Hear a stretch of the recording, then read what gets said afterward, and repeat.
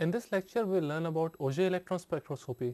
Here we say that OUGER, it is not pronounced as auger, but it is pronounced as Auger, AUZEY.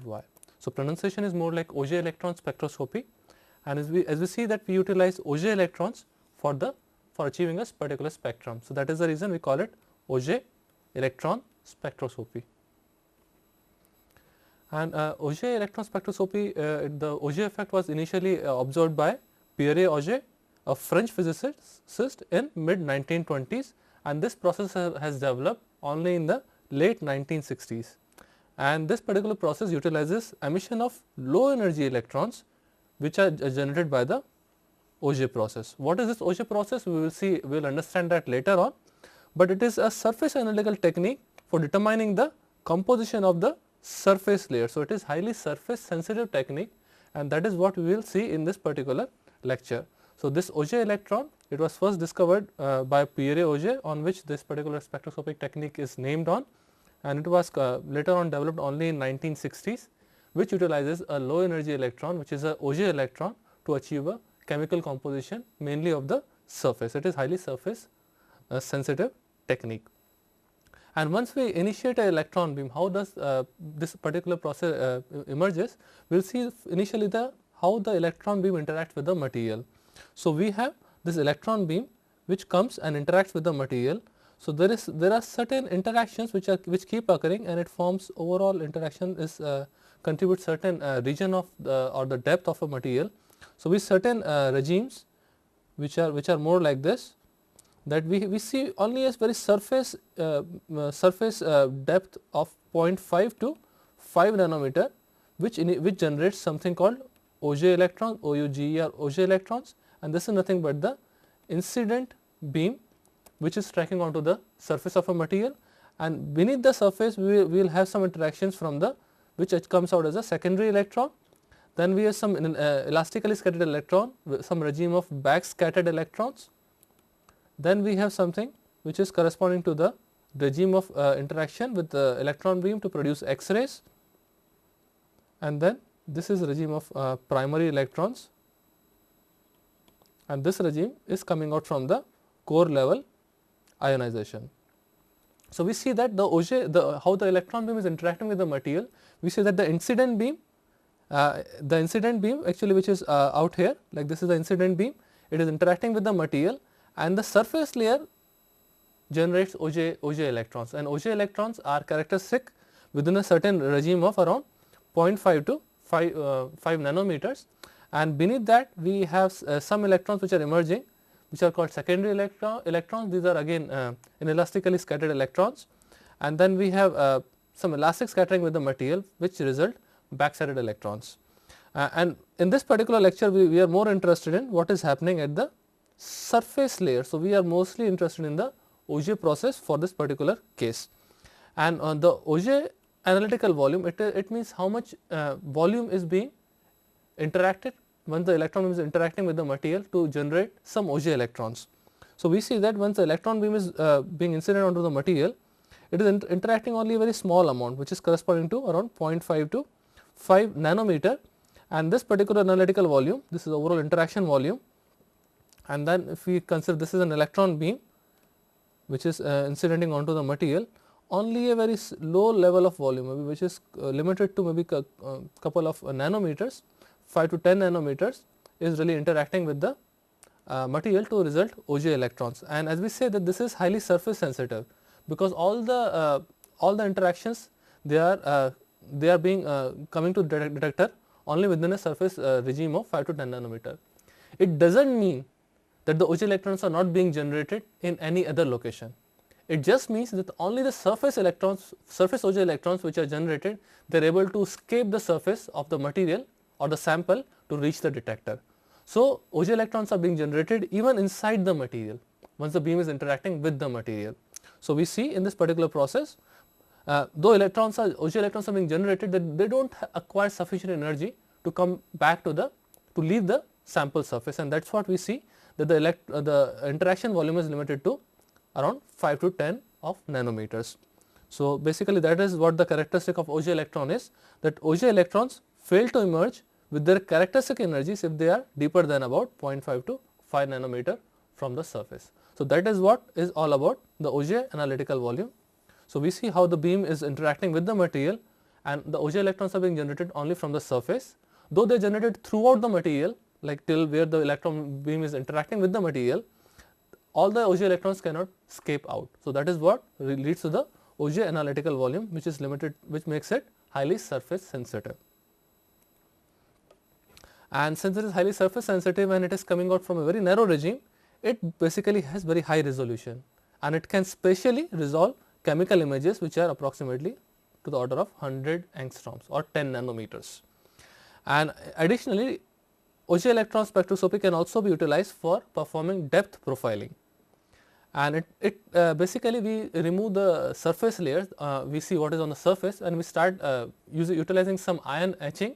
We can start removing the surface layer and see what is beneath the material. So, we can have the composition of the top surface, and it might be an oxide for a particular material. Then we start etching out using certain ion guns, and then once we etch out the material, we see what is the composition beneath that particular layer, and that is called depth profiling. And Auger electron spectroscopy can be utilized to determine the underlying compositions. So, that is what so nice about it, and it is one of the very essential evaluation tool in the microelectronic industry, because we want to see what are the basic interconnects, or what is there any oxide forming on the surface, or there are very certain connectors or the gold coatings which are basically plated onto microelectronic devices. So, AES becomes a very essential tool in terms of analyzing or in terms of confirming whether the proper connection is achieved, or what is the overall the surface very clean enough to have the conduction at particular level. So, that is what it has become an essential tool, and it is highly versatile and sensitive, as it can detect up to 0.1 atom percent for a particular composition, and therefore, it has become a standard analytical tool also in the research lab. So, that tells its applicability of how Auger electron spectroscopy can be utilized, because it has very high resolution in terms of 10 nanometers, and then it is highly sensitive in terms of being able to detect up to 0.1 atom percent concentration for a particular sample, and that makes it very useful in research as well as proper analysis of certain materials. And though it is highly sensitive, it can detect up to one monolayer which is lying on the surface.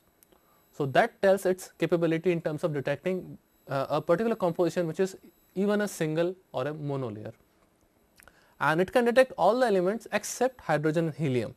Why these things cannot be detected?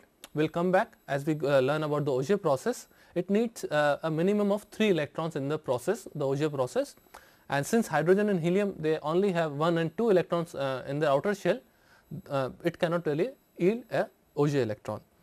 And since it is highly sensitive, it can also be used for monitoring the surface cleanliness of samples. Since the process is highly surface dependent, like what is the overall surface composition, it is highly surface sensitive. That is the reason we can also detect or monitor what is the cleanliness of a particular sample. And again, it can also do some quantitative compositional analysis of surface regimes by comparing it with some standard sample. So, basically we come to that it can detect even single monolayer, it can also monitor the overall surface cleanliness, and also it becomes a essential tool in terms of quantitative composition analysis only once when we have some standard sample also available for its comparison. And as we said earlier, the limitations extend to that it cannot detect hydrogen and helium, just because the Auger process itself requires a minimum of 3 electrons in its outermost shell. That is the reason hydrogen and helium are eliminated from its detection, and at the same time it will not provide a non-destructive depth profile. So, if we want to see what is beneath the surface, we obviously need to cut it, we need to remove it. So, that is the reason Auger electron spectroscopy, it can provide depth analysis only once the surface layers are removed. It is unlike that X-ray diffraction, where X-ray can penetrate much more depth in many microns to be able to detect the information from the bulk. But AES, Auger electron spectroscopy, cannot do that, because it is highly surface sensitive. It can penetrate only a depth of around 5 to 10 nanometers, not more. And it also requires that samples be small and compatible with high vacuum. This is because that Auger electron, they are very low energy electron. and since if the electron has to come out of the surface, it has to come out without any interaction. It should be able to come out without any collisions with the atmospheric atoms. If it is colliding with the atmospheric atoms, it means it is losing the information, and that is the reason that the samples, they have to be compatible with the high vacuum. And most of the time, sometimes that non-conducting samples also become a problem, because we are always bombarding the sample with certain electrons, and once you are bombarding the sample with the electrons, that charge also has to be removed, it has to be grounded. If sample itself is non-conducting in nature, basically the charge is not going away, it is not getting earthed. So, for this particular OJ electron spectroscopy, we need the sample to be conductive, and because to avoid any charge development on the surface. So, in this particular case, the non-conducting samples, they develop charge and it becomes impossible to really analyze them because of the electron beam bombardment. So, that is the particular one more limitation of it, that hydrogen helium cannot be detected, it cannot provide non-destructive depth analysis, depth profile, and it requires the sample be compatible to that of for high vacuum. It becomes a little bit problem in certain biological samples or polymer samples, where the samples themselves cannot take much of vacuum as they might start decomposing. So, this is one of the very major limitations, that it cannot be used for detecting certain biological samples. So, and again it also cannot have it cannot take the non-conducting samples as well. So, that makes its certain limitations of the OJ electron spectroscopy. And once the electrons are interacting with the matter, so basically the excited electrons, it can return to its lower energy state, because if sample is interacting with with an electron beam, it can excite the electron, and the excited electron can come back, or it can relax in certain different processes. So, there are two competing processes. One is that the electron will simply return to the core level state. So, once we have excited electron, it has gone out, one electron is knocked out from the core shell, and then one electron will come back to its core level state, which was earlier knocked off, and the difference in energy will yield to some X-ray fluorescence. So, we had certain knocked off electron, that knocked off electron core shell is being occupied by an electron from a higher energy shell, and that basically the difference in energy is left as a X-ray fluorescence. Or secondly, it can also happen that when the knocked off shell is gone off, when electron is knocked off, one electron can jump from higher energy to a lower energy state, or from a higher shell to a lower shell, and once it has happened, that particular energy can be acquired by a second electron, which basically leaves the particular sample surface as OJ electron. So, instead of going out as a photon with certain X-ray photon, that energy can be absorbed by a secondary electron, which is in a little higher shell, and then it can acquire certain energy as well, and that is called a OJ electron. To provide a picture skew explanation of this one, how the particular things really work out, but before that, it just makes that OJ and the X-ray, they are more complementary in nature.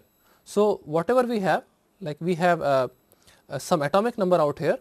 So, we write atomic number in this particular axis, x axis, and say we have yield of either X-ray or OJ. So, we will realize that the lower atomic number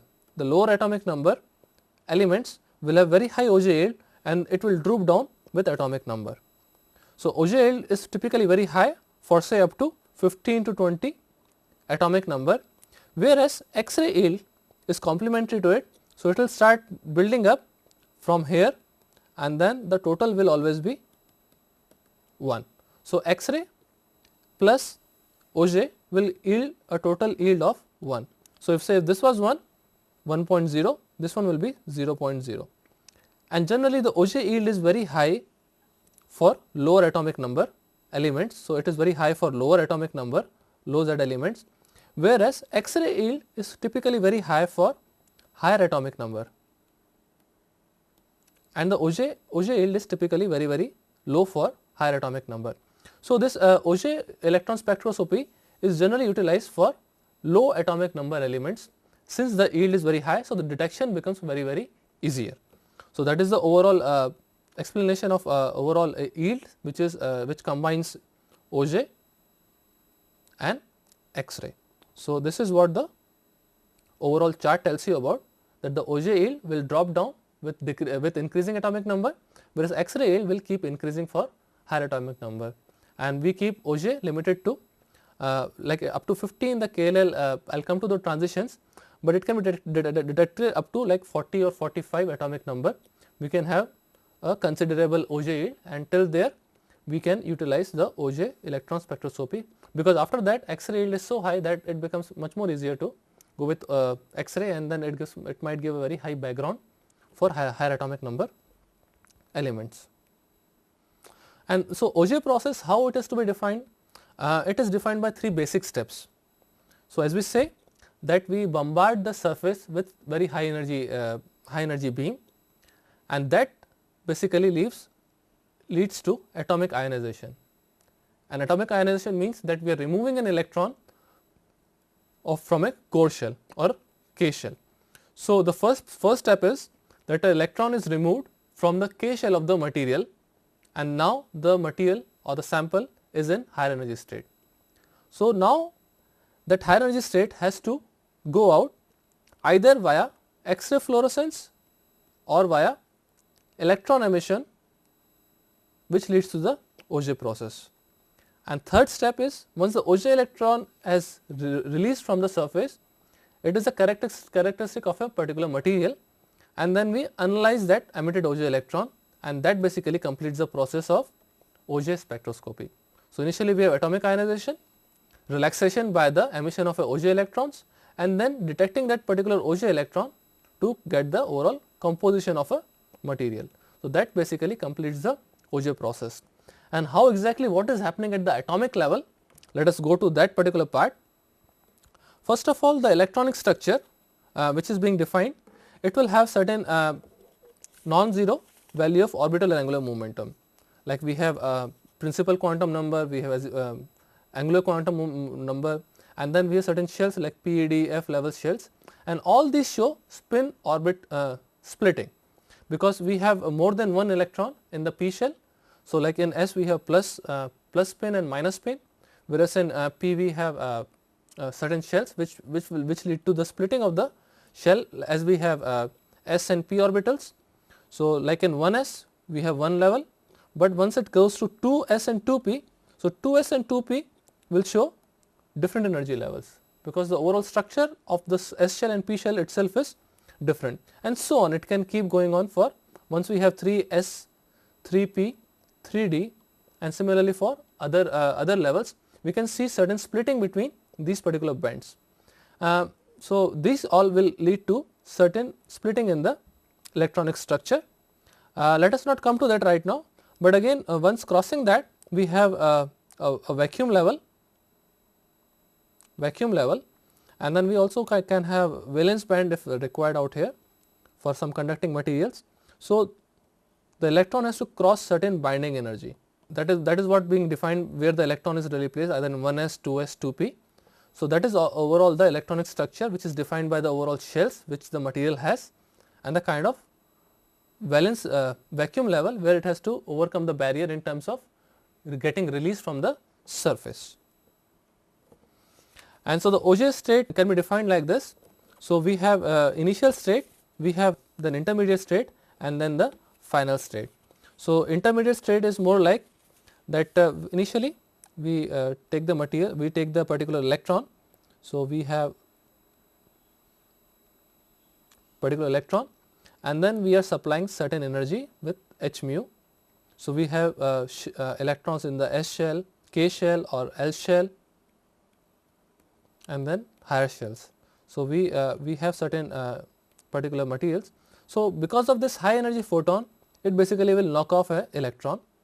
So that electron in the K shell is basically knocked off. Now what will happen, that in the intermediate state we have one electron jumping from higher energy shell to a low energy shell.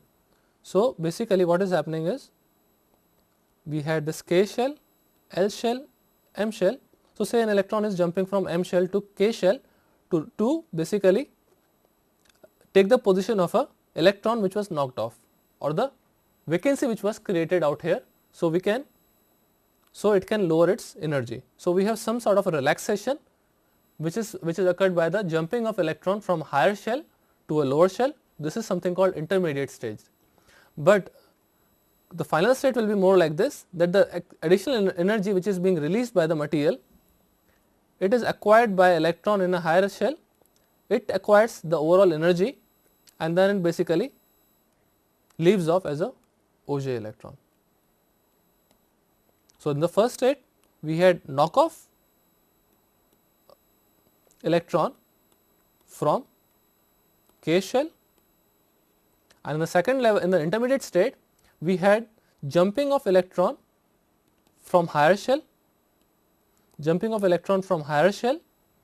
to K shell or L shell. It can also be L shell, but coming to a core level shell, and then the energy is being absorbed by electron which is in the higher shell, and that basically is the Auger electron, which comes out with certain kinetic energy.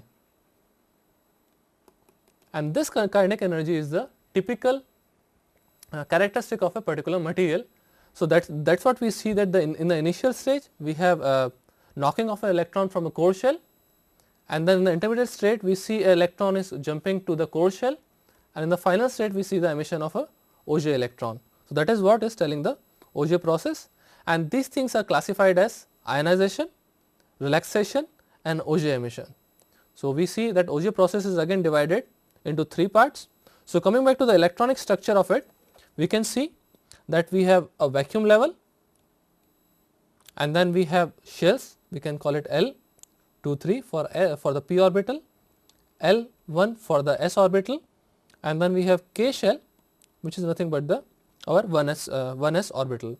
So, we will have 2 electrons out here, 2 electrons out here, and basically 6 electrons out here, and then we will have a vacuum level. So, first process, ionization, it is nothing but the removal of electron from K shell. So, we have our vacuum level, it remains as such, and then L23, it will still have 6 electrons, L1 it will have 2 electrons, but in K shell we have one core, or one of the electrons has been knocked off. So, we say that this electron was knocked off because of the high incident energy which is being incident on the particular material, and the primary energies are in the range of 2 to 10 keV, which are nothing but the ionization energy of any material. So, we see that once we are inserting certain energy or electron beam on a certain material, it is knocking off an electron from core level shell, which is the K shell, and it creates a vacancy or a core in the K shell. So, the first step in this particular Auger process is that we see that a core is created, and then the other shells remains as such. So, L1 and L23 they remain as such, and the only thing is we are creating a particular core hole in this first step. And going to the second step of relaxation and Auger emission, we see that one electron from a higher level jumps to fill an initial core. So, the same thing we see here, that we had created a hole earlier. So, this was our vacuum level, and then we had this L2 shell, then we had L1 shell, L2 3 and L1, and then we had a K shell.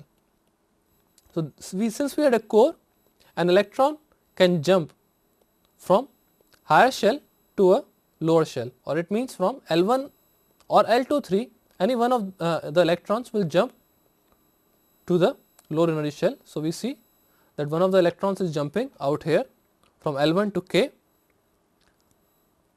and then this released energy, because once the electron is jumping from a higher energy shell to a lower energy shell, basically there will be some additional energy which will be available with the material, and that particular extra energy is now being released. So, first step was ionization. In the second step, we have jumping of electron from high energy shell to a low energy shell. Therefore, there is some gap or some difference in energy which is being released. So, that is what we are seeing. So, we will have certain energy release, and that will again lead to,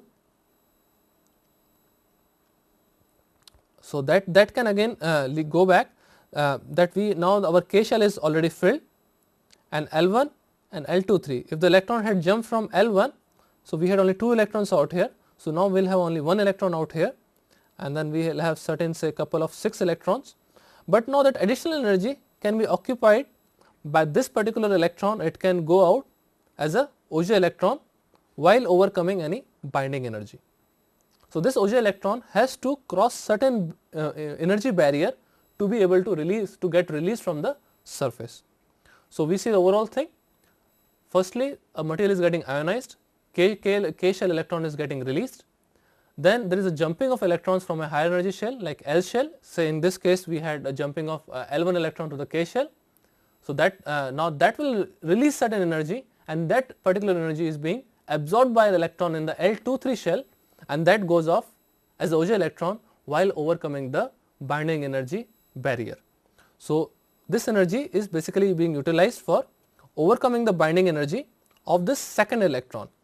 So, this particular second electron is this particular case, and this thing basically it is coming out as the Auger electron, and it will have certain kinetic energy as well, because the overall energy is overcoming binding energy plus acquiring certain energy, which is nothing but the kinetic energy of the released electron. So, we have this energy which was attained by the jumping of electron from L shell to K shell. That energy is being absorbed by an electron, which overcomes that energy. It is utilized in overcoming certain binding energy, and rest of it becomes its kinetic energy. So, that is what is nothing but the Auger electron with certain kinetic energy. So, we have this particular energy as a sum of the binding energy plus some kinetic energy. So, this tells the overall process what is the Auger electron spectroscopy. But okay, we can come back to it, that we can make a rough estimate of the kinetic energy of the Auger electron from the binding energy of the various levels in which the electrons are involved. And in this particular case we can see that we had the energy which is being released is the difference between the energy levels of Ek minus EL1, because we had L1 electron had jumped to the K level electron. So, this is the overall energy which was being released, and this energy is again absorbed by the L23 in overcoming its binding energy. So, we see that kinetic energy is equal to Ek minus EL1 minus EL23. Again, if we rearrange this particular equation as below, and we make it kinetic energy of the electron or the Auger electron is Ek minus EL1 and minus EL23, or in the bracket L1 plus L23, if this becomes similar to Ek minus EL23 minus EL1. It means had the electron jumped from EL23 and the EL1 would have gone as the Auger electron, still the kinetic energy of the Auger electron would not have changed.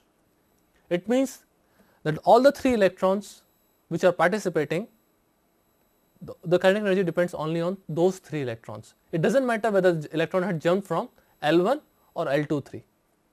So, these 2 electrons become indifferentiable, and since the latter 2 terms of the energy could be interchanged without any effect, because the kinetic energy is remaining the same, as we saw earlier, that kinetic energy remains same whether it is EL23 which is being subtracted first or EL1 which is being subtracted first. So, the overall kinetic energy is just written as Ek minus EL1 plus EL2. So, which tells that these 2 energy terms could be interchanged. So, which makes that it is actually impossible to say which electron fills the initial core level and which electron is ejected as a Auger electron. So, that is the beauty of this particular process, that one electron is jumping from higher energy shell to fill the core level shell, and second electron is getting emitted as a Auger electron, but these 2 electrons are indistinguishable, because the energy will matter only where the initial core level electron was there and where the 2 electrons which have participated from a higher shell. So, overall these 2 electrons are indistinguishable. The 2 electrons which are participating, one is jumping and which one is coming out, they are basically indistinguishable, and therefore an Auger transition is characterized primarily by the location of the initial hole, in this case it was the K level, K shell, and the location of final two holes. One is via jumping, one core is created by the jumping of electron from L shell L1 to K shell, and second one was emission of OJ electron from the L23 shell. So, now we had core in L1 and L23. So, this is the location of final two holes and this is the location of our initial hole. So, overall OJ process will depend what was the location of the initial hole, the K shell, and what is the location of the final two holes, which was either jumping L1 and L23. Sorry, this one will come out here. The location of initial hole was K and the location of final two holes is L1 and L23. So, that is what tells that is all what governs the overall OJ process. So, basically we can interchange whether the transition was occurring from L23 to K and then L1 had released as a OJ electron or vice versa. So, these two electrons are nothing but indistinguishable and the energy remains same, the kinetic energy remains same whether the electron is jumped from L1 or L23. So, that is all what the overall significance of this particular OJ process. And as we said earlier that OJ electron depends on the atomic number, and we also saw that the yield is much higher in case of lower atomic number, just because the probability is very high in that the K electron can go away or the electron can go away and there can be jumping from higher energy shells to yield this particular process. But for higher atomic number, the X-ray takes the predominance and the overall OJ level basically keeps going down. And basically we see that there are certain OJ peaks which can come out when an incident beam is applied on a material, and there are stronger KLL signals. It means that the location of 3 electrons is from K shell, L shell and L shell, and MNN signals are much stronger for higher atomic number. It means the transitions are occurring by creating a hole in the M shell and then N shell, and N shell are participating in the jumping of electron to M shell and then release of OJ electron from the N shell. And generally typically we see that the if atomic number is on this particular axis curve, your y axis, then we see that this is atomic number, and in this case we have say electron energy which is being acquired, electron energy which is being supplied to the material for creating the ionization. We will see something like that. Okay, this is nothing but the atomic number in this case, and we see that the KLL transitions are occurring something like this, LLM transitions will occur more like this, and MMN transitions will occur more like this, something like this. So, we will see that KLL transitions are very predominant for certain atomic number, and then we will have LMM transitions for little higher atomic numbers which are much more predominant, and then MNN. And this is so true. Why? Because if this is up to maybe say 15 to 20 atomic number, we have more KLL transitions. Why? Because till then we do not have a M shell, and as soon as the M shell starts coming in, it governs that basically the LMM transitions become much more probable, because it is very difficult for a particular atom that if it has a M shell, N shell, higher order shells, it is very difficult for an electron beam to penetrate through the material and knock off a K electron, because it is again surrounded by a L shell, M shell, N shell. So, this becomes very improbable. So, that is the reason this OJ process is very dominant for KLL transitions in lower atomic numbers and LMM transitions for little higher atomic number elements, and then again MMN transitions they become very predominant for even higher atomic numbers. So, approximately up to around 50 LMM transitions are much more probable, and again 80-90 atomic number MNN transitions they are much more probable. And so, we can see that this detection limit or the KLL transitions they are very stronger for the low atomic numbers, whereas up to 50 it is medium atomic numbers we have this LMM transition which are more probable, and for higher atomic numbers we have basically MMN transitions which are much more probable, and we require certain level of energy to basically ionize a particular material, and those basically run up to maybe say a couple of keV. So, we have the initial incident beam running from 2 to 10 keV to ionize the core shells. So, that is what is required in terms of ionizing the material, and leading to a generation of a core hole, and so that the Auger process can really occur. And as we see in this particular process, we require at least 3 electrons, one transition to cause ionization and 2 more electrons to cause a jump and release of Auger electrons. That is the reason we need minimum 3 electrons, and hydrogen and helium cannot be detected. So, the minimum element which can be detected is lithium. So, that is what the overall dependence of this KLL transitions and above. So, the Auger spectrum looks more like this, that we have to supply certain electron beam which ranges from around 2 to 10 keV to ionize a particular material, and then but these peaks are basically they are on a very high background.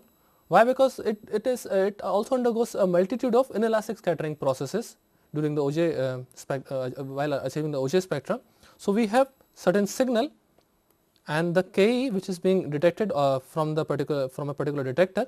So, we have signal, and again it has very high background and certain peaks for certain material, and then it goes off. So, the overall background is very high for particular signal in the Auger process. So, basically that is not really good for detecting, and it is not good for achieving a particular repeatability. So, that is the reason this particular signal is differentiated with respect to the kinetic energy of a material, and then basically we can achieve one more spectrum which is much more repeatable. So, we have something dN with respect to dE, and then we have this particular in terms of Ke in electron volts, and then we see that we achieve a very nice background with peaks, with very sharp peaks and very repeatable peaks. So, let me draw it again. So, we have this particular peak, and then we achieve certain peaks, and then it goes on. So, this is nothing but a kind of a zero background, and we achieve certain peaks which are highly repeatable.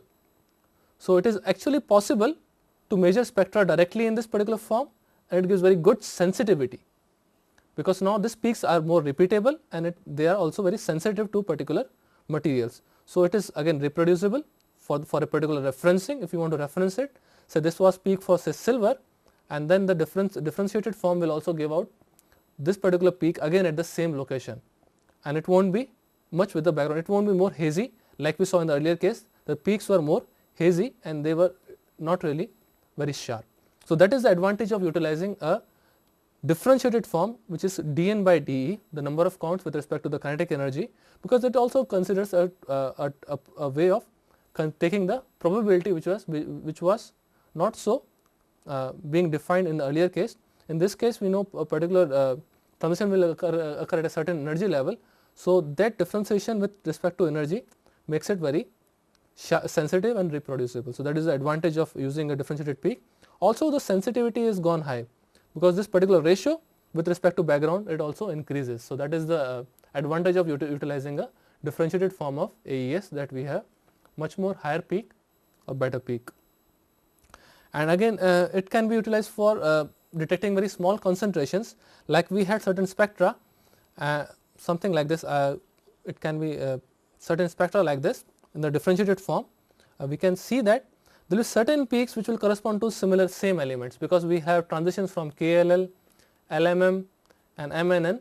So, we can see that the higher energy, the higher atomic number materials, they can have multitude of peaks. So, we can see certain peaks which can say belong to say chromium, then again chromium, or they can also have more peaks, say something from nickel, or it can also be that, like in case of certain materials like in steel, we have very small very fine contributions from sulfur, phosphorus, elements like that, which have very low concentration, less than say 0.03 weight percent. Still we can see that this Auger spectra can detect even that. So, even such a lower concentration can be defined by say sulfur or say some peaks in phosphorus. So, those peaks can also be detected very easily in the Auger spectra. So, we had this end in terms of energy, and it can be again differentiated with respect to energy, and this is again the energy. So, we can detect always some peaks which were really not probable with concentrations of less than 0.03 weight percent. We are seeing that Auger spectra can detect the major peaks which can come out either say from major peaks can be either from chromium or say nickel or even iron, because for a stainless steel the major composition will be say iron, and then chromium will be say around 25, maybe say 15 to 25%. The nickel can also be from 12 to say 15-20%. So those are the major peaks what we might expect to see in the OJ spectra. And then again sulfur and phosphorus very low in quantity, but those will also be detected if we utilize the OJ spectra. So that is the beauty of this particular process, that even elements with very small concentrations less than 0.038% can also be detected in the OJ process. And in this particular processing we require very ultra high vacuum. This is the order of 10 to the minus 9 torr.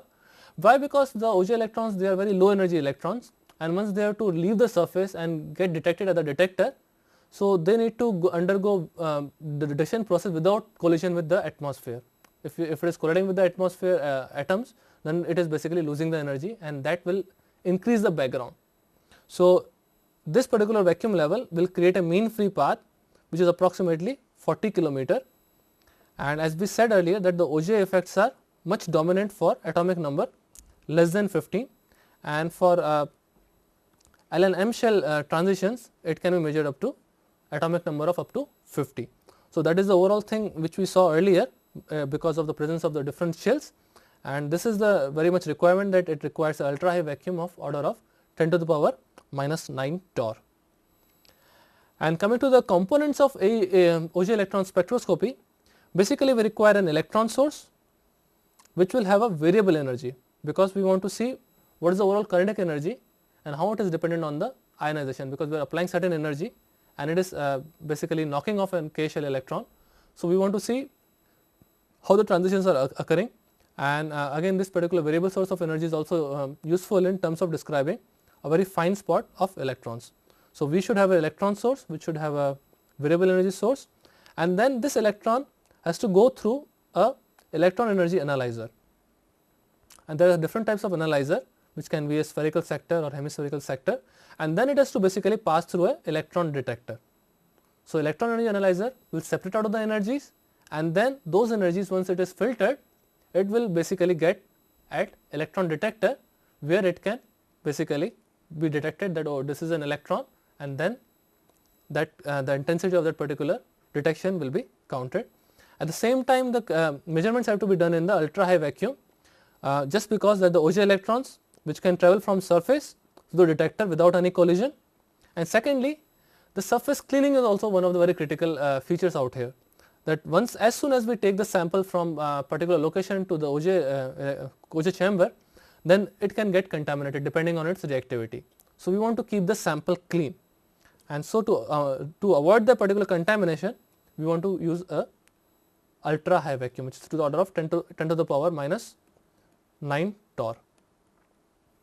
And there are certain other options which can be available with OJ electron spectroscopy, is something called ion source. Ion source can be utilized for cleaning the surface prior to the analysis. So if you want to measure a very clean surface, say if you take a sample, it gets oxidized, we want to clean the surface to see what is the actual surface, and so that we can measure its concentration depth profile, and then we can measure it. So that is an accessory to the OJ electron spectroscopy.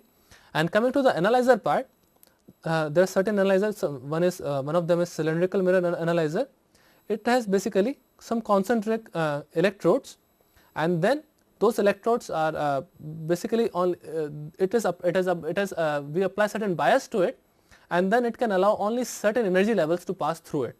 If it is higher energy, it will be absorbed by one of the electrodes, lower energy, then it will be absorbed by another electrode, and those two electrodes are again earths. So basically certain energy gap can only traverse through a particular concentric electrode setup. So cylindrical mirror setup. So that basically determines the pass energy, and then it allows only a certain or a narrow range of kinetic energy to pass through it. And basically the similar system also can be utilized by using a hemispherical analyzer. So how the particular analyzer looks like, okay, let us go back to it and let us see how the cylindrical mirror analyzer looks like. So we have this particular electron energy source which goes and bombards a particular sample surface, and then we have the electrodes like this, and then only a certain level of energy the OJ electrons will pass through this particular electrode setup of electrodes, and it will reach the detector. if it basically coincides with one of the electrodes, this electrode or this electrode, the energy level, all the electron will get absorbed onto the electrodes. So only the bias on these two electrodes will basically decide how much the particular energy is allowed through the particular analyzer. So we have electron energy source which interacts with the sample, and then we have the OJ electrons which are emitted and they pass through the analyzer, and only a certain energy is basically allowed to pass through and to reach the detector, and that is how this particular cylindrical mirror analyzer really works. And this was a one pass filter. We can also have two pass filter where we can see more like this, that electron gun, it is interacting with the material, and then basically it is coming out at a certain energy is coming out. And to verify that that this is again the same energy level, we can have one more set of electrodes out here. Again these electrodes will make a second pass. So this is first pass, and then again you have certain kind of opening, and then you again have these two electrodes which will again decide the overall energy, and then it will have a detector. So this is nothing but the second pass. So we had this particular electron gun, it is interacting with the sample out here, and then we have OJ electrons which pass through the first pass, and then this becomes the second pass, and then we have again electrons going out from through the analyzer like this. So we have again the detector out here, and which detects the overall intensity of electrons through this particular process. And now comes the important part. Once it has passed through the detection, passed through the analyzer, now we have to detect what is the overall count of the OJ electrons. So basically we have to focus the electrons which were basically coming out. So basically we have focused electrons are incident on a sample, and then they are passed through the cylindrical mirror analyzer for the analysis part, and then we have its detection where they are multiplied and signal is sent to the data processing. So we have photomultiplier tubes or the diodes which basically detect the electron and multiply it. So again we can have single channel detector or multi-channel detector, depending on, it can be a continuous diode surface or a photomultiplier tube, and then the collected OJ electrons are basically captured, and then they are plotted as a function of energy against the broad secondary electron background spectrum.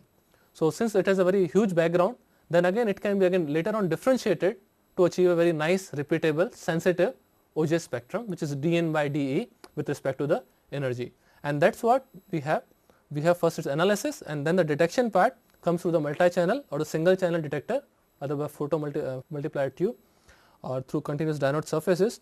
And one more thing to mention is that the energy of OJ electrons is in between that of a secondary electron and a backsided electron. And again once we have detected it, we can have the quantitative measurement of a OJ composition, that the atomic concentration of an element can be given by this particular equation, where X is the intensity of the unknown specimen. So X is the intensity coming out from an unknown specimen, and I is the pure element. So I is the pure element and X is the unknown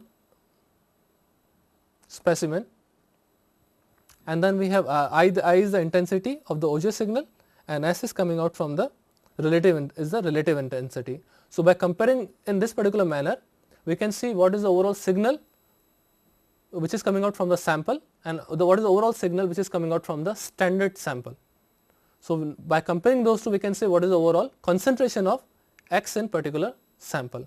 So we need to have pure samples available to be able to say what is the overall concentration of that particular material in the unknown sample. And again it can be utilized for OJ depth profiling, and it can detect what is beneath the surface or the buried layer, what are the overall compositions which are basically can be attained out here. So basically we have a surface and it is being bombarded by an ion source, so it basically starts eating the surface, and now we have some surface which is beneath the original layer. So the OJ process, it can detect its composition from step 1, and it can also detect composition after the sample has been etched.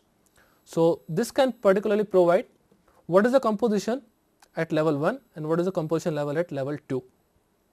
And while this particular ion beam is etching the surface, it is necessary to know what is the etching time, because depending on the material, depending on the energy of the ion beam, the way it will eat out the material will be very different. One material will be eaten away quicker, second material can be eaten away a little slower.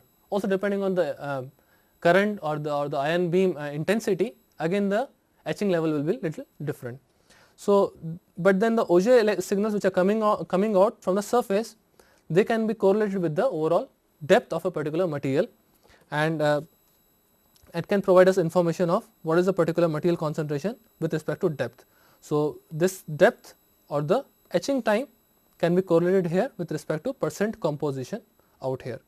So, coming to just one example, so say if we had a particular material and say we saw some peaks out here and then it is dying out like this, it means this particular material was sensitive only on the surface for say certain nanometer regime. So, it was 2 or 3 nanometer in terms of depth, in terms of percent composition. So, this particular material, and then we can also see something more is forming on the surface. So, this was oxygen and say this one was silicon. So, we can say there is some formation of silicon oxide on the surface. So, we can say that probably oxygen level will go down, and then we can say that there was some higher concentration of a material, say it was silicon and then again oxygen. We can say silicon oxide was basically predominant at this particular on the surface, whereas say the bulk was say something like this. So, silicon and then oxygen, and then say we had something like indium. So, we can say the bulk of it is formed of indium, whereas it was probably coated with some silicon and which is formed a oxide. So, we can say that SiO2 is forming on an indium bulk. So, that is how it will tell that what is the overall material, which is basically being what is really happening on the surface, and how this depth profiling can help us identify what is happening beneath the surface. So, via ion etching we can via this particular process we can see that with the increasing depth we are seeing increasing concentration of indium and decreasing concentration of silicon and oxygen. So, it means that there was some silicon oxide which might have formed on the surface. One more dimension can be given to it is that it can also happen that we had silicon and then it was going like this, and then we had some oxygen and then it drops much earlier to that. So, it means that silicon oxide is forming only to a certain thickness, and there is again some more regime where silicon is still intact. So, we have formation of some silicon oxide on the surface, beneath that we have some silicon, and then we have some indium on which the particular silicon might have been coated. So, that tells the overall depth profile of a particular Auger process. So, now coming back to the overall features of the Auger electron spectroscopy to summarize the overall lecture, that we have characteristic energy losses. They can occur because of plasma losses, or which can be again channeled through in the photoelectron spectroscopy. So, they basically create the background, and then there can be a charging of insulating samples. So, by choosing a proper incidence angle and by choosing proper beam energy, we can take care of that by lowering the beam energy and by inclining the surface. And then Auger electron spectroscopy can also be utilized for qualitative and quantitative spectroscopy. It can also be used for the depth profiling part, and basically in this Auger electron spectroscopy we realize that we have basically Auger process arising from 3 electrons. One is the core level electron which is basically knocked off, then we have 1 electron jumping from higher energy shell to a lower energy shell, and then third thing, that energy is absorbed by an electron which basically is emitted via overcoming the binding energy, that is called a Auger electron. And we saw that how the overall instrumentation is also done, that we have incident electron beam energy source, and then we have something called analyzer that basically allows only a certain energy levels to pass through it, and that allows only certain electrons to come out with certain energy levels, and that is being detected by a detector via some diodes or photomultiplier tubes, and that thing is again plotted as curve with respect to energy. So, we have signal count with respect to energy, and to make it much more precise, we take a differentiated form with respect to dN by dE with respect to energy, and that is much more sensitive and much more repeatable. And then we also saw that the Auger electron spectroscopy can also be utilized for depth profiling via to doing the surface by applying certain ion beam and then etching out the surface and then seeing what is happening beneath the surface to comment on what is the overall composition of the overall sample which was under consideration, and it can also tell you what is happening beneath the surface and so on. So, basically we end our lecture here. Thanks a lot.